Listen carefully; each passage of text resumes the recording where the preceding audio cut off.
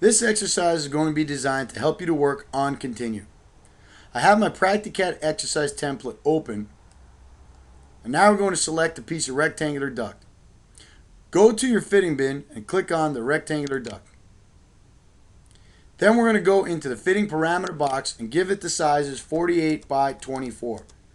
Now I am hitting the enter key here to toggle between fields. You can also hit the tab key, or you can hit the down arrow as I'm doing now.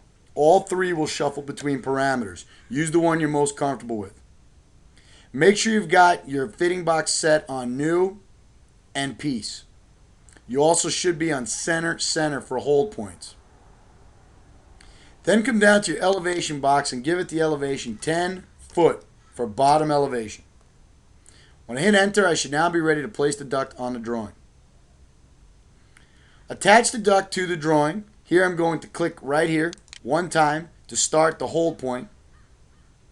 And then I'm going to type in 0, enter as rotation.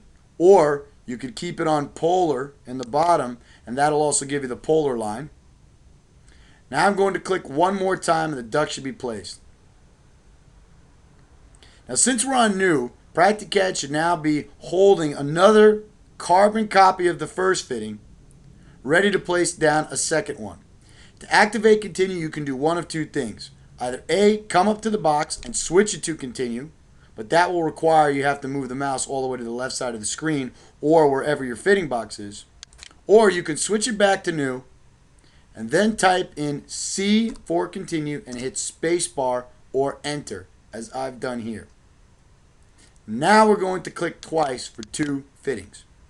Once we're on continue, all we need to do is continue to go through the fitting bins and select the fittings we need piece by piece. For this exercise, let's grab a transition next. Now go to the fitting parameter box, and here we can change the width out. Put your cursor on the width out and then use your wheel mouse to scroll the parameters so that it gets larger. We're going to set it to 38 here.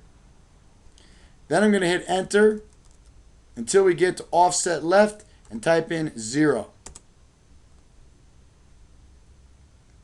Now to place this fitting, notice that when I move my mouse away from the fitting box that your box doesn't close because we're working inside.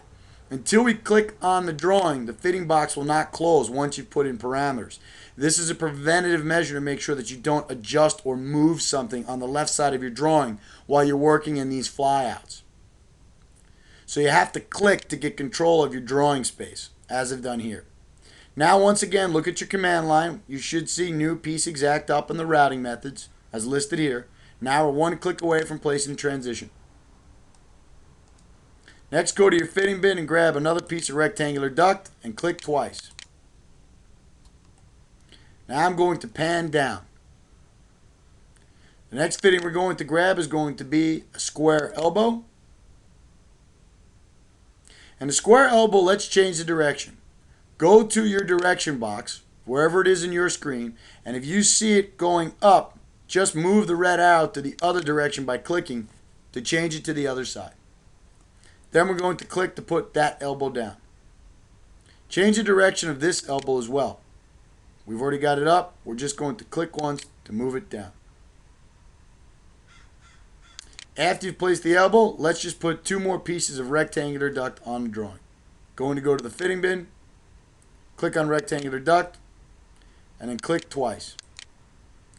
To let go of the last fitting, you can now hit escape for the keyboard, or you can right click as I'm doing now and hit cancel.